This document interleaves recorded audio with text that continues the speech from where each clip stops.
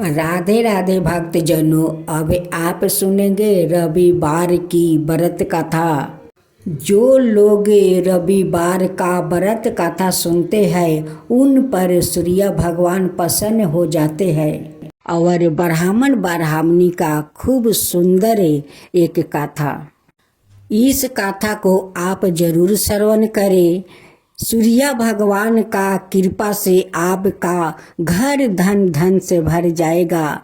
रवि देवता भी आप पर बहुत प्रसन्न होंगे और आपको सारे मनोकामना पूरा कर देंगे। सूर्य भगवान और ब्राह्मण की कथा। एक गांव था। उस गांव में एक ब्राह्मण और ब्राह्मणी रहा करते थे। ब्राह्मण देव बहुत कोरिया था। वो काम करना नहीं चाहते थे। वो बस सूर्य भगवान को पूजा करता और जाकर घर के अंदर सो जाता। ब्राह्मणी कहती कि हे ब्राह्मण देव, अगर आप बाहर नहीं जाएंगे तो काम कैसे करेंगे और हम लोग का भोजन कहाँ से आएगा। आप बाहर निकलेंगे तभी तो काम मिलेगा, तभी तो आप काम करेंगे, तभी तो हम लोग का पेट भरेगा। आप बाहर नहीं निकलेंगे तो काम कहाँ से मिलेगा। आप जाइए बाहर, कुछ काम ढूंढ कर लीजिएगा। ब्राह्मणी ब्राह्मण को कहते कहते थक गई थी। एक दिन उनकी बहुत मन में दुख था। वो कहती है कि हे ब्राह्मण देव, अगर आप कोई काम नहीं करेंगे, आप काम नहीं करना चाहते हैं तो एक काम कीजिए। जो तालाब में आप रोज जाकर स्नान करते हैं, सूर्य भगवान को अर्घ देते हैं, चलिए हम दोनों चलकर उसी तालाब में अपना प्राण त्याग देते हैं। नहीं हम लोग रहेंगे और नहीं आपको काम करना पड़ेगा। चलिए उस तालाब में चलकर हम लोग डुबकी लगा देते हैं और अपना प्राण को त्याग देते हैं। ये बात सुनकर ब्राह्मण को बहुत दुख लगा। बस ब्राह्मण देव उठे, कमंडल लिया, एक पोटली लिया और अपना मुंह ढाक करे वो निकल पड़े। अब गांव को लोग देख कर कहने लगे कि देखो देखो ब्राह्मण देव अपना मुंह ढाक कर ना जाने कहाँ जा रहे हैं। ब्राह्मण देव को गांव वालों से बहुत शर्मिंदा होना पड़ा। वो अपना मुंह ढाक कर वो सीधे जंगल के तरफ चल पड़े। जात जात देखा एक छोटा सा तालाब है, एक पीपल का पेड़ है। वो वृक्ष वो सूख गया था। तालाब में थोड़ा सा जल था। ब्राह्मण देव उसी पीपल का पेड़ के पास जाकर रहने लगे और उसी तालाब से कमंडल में जल लिया कर वो सूर्य भगवान को जल का अर्घ देने लगे। वो जल वहां से पीपल का वो शिखर से होकर उस तालाब में जाता है। जैसे जैसे ब्राह्मण देव और सूर्य भगवान को जल को अर्घ देते थे, वैसे वैसे पीपल का पेड़ हरा होते जाते थे। देखते देखते पीपल का पेड़ तो हरा भरा हो गया। तालाब जल से भर गया। पानी एकदम पुलिसकार हो गया। उसमें सूर्य भगवान को छवि देखने लगा। सूर्य भगवान को उस ब्राह्मण का श्रद्धा भक्ति देख कर सूर्य भगवान को उन पर दया आता है। सूर्य भगवान कहते हैं कि हे ब्राह्मण देव, मैं तुम पर बहुत प्रसन्न हूँ, तुम कुछ वरदान मुझसे मांग लो। जब ब्राह्मण इधर उधर देखते हैं तो कोई आदमी नहीं दिखाई देता है। ब्राह्मण देव कहते हैं कि ये आवाज कहाँ से आ रहा है। कोई तो यहाँ पर है नहीं, यहाँ पर एक पाखी पंछी नहीं है। ये आवाज कहाँ से आता है। इस आवाज को सुन सुन कर ब्राह्मण देव को अंदर में डर समा गया। ओ तब ब्राह्मण देव सुन सुन कर सुखाने लगे। कहते हैं कि इस पीपल का वृक्ष में लगता है कोई भूत पिशाच है, वो ही बोल रहा है। एक दिन ब्राह्मणी को मन नहीं माना। वो ब्राह्मण को ढूंढते ढूंढते उस जंगल में पहुंच जाती है जहां ब्राह्मण देव वो पीपल के वृक्ष के पास रहते थे। जब ब्राह्मणी को नजर पड़ा ब्राह्मण पर तो कहती है कि ब्राह्मण देव तो घर से निकला था, हाटा गाठा था। अब ब्राह्मण देव को क्या हो गया कि इतना दुबला पतला हो गया है। ब्राह्मणी ब्राह्मण देव से पूछती है कि हे ब्राह्मण देव, आप तो घर से आए थे तो बहुत स्वच्छ थे, हटे घटे थे, अब आपको क्या हो गया है कि आप इतना दुबला पतला हो गए हैं।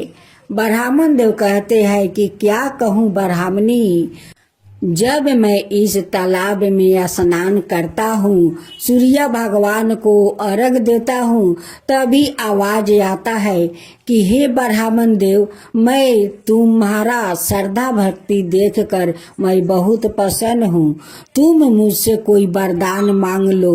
यही बात रोज सुनता हूँ, यही बात को सुन सुन कर मैं इतना दुबला पतला हो गया हूँ। लगता है कि इस पीपल का वृक्ष में कोई भूत पिचास है, वही ये बात बोल रहा है।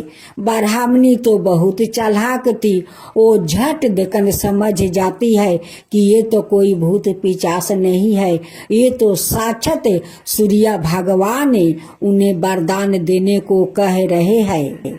ब्राह्मणी कहती है कि हे ब्राह्मण देव, वो कोई भूत पिचास नहीं है, वो तो साक्षात सूर्य भगवान है जो कि आपका श्रद्धा भक्ति देखकर आपको कुछ देना चाहते हैं, तो आप क्यों नहीं मांग लेते हैं। ब्राह्मण देव कहते हैं कि हे ब्राह्मणी, मुझे तो कुछ मांगना आता नहीं है, मैं कैसे मांग लूं। ब्राह्मणी ब्राह्मण देव से कहती है कि जब आप काल सूर्य देव को अर्घ देंगे और जब ये आवाज आएंगे तो सूर्य देव से यही कहना कि हे सूर्य भगवान, अगर आप मुझ पर प्रसन्न है तो मुझे 9 खंड का महल दीजिए। महल के अंदर सोने के पालना, पलने में परपोता, दास दासियों, धन दौलत। जब मैं महल में जाऊं तो दास दासियों को, परपोता को सोने का पलना झूलाते देखूं। जब सुबह हुआ तो ब्राह्मण देव तालाब में स्नान किया। सूर्य भगवान को अर्घ देते समय सूर्य भगवान से कहते हैं कि हे सूर्य भगवान, अगर आप मुझ पर प्रसन्न है तो मुझे 9 खंड का महल दीजिए। महल के अंदर सोने के पलना, पलने में परपोता, दास दासियों, और जब मैं महल में जाऊं तो दास दासियों को सोने का पालना मैं झूलाता देखूं।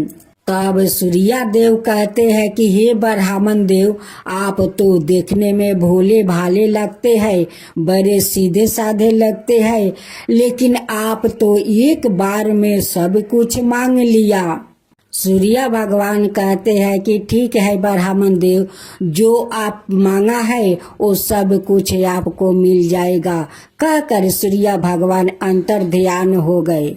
जब ब्राह्मण देव अपना घर लौटते हैं तो जाकर देखते हैं कि झोपड़ी के जगह तो इतना बड़ा 9 खंड का महल है।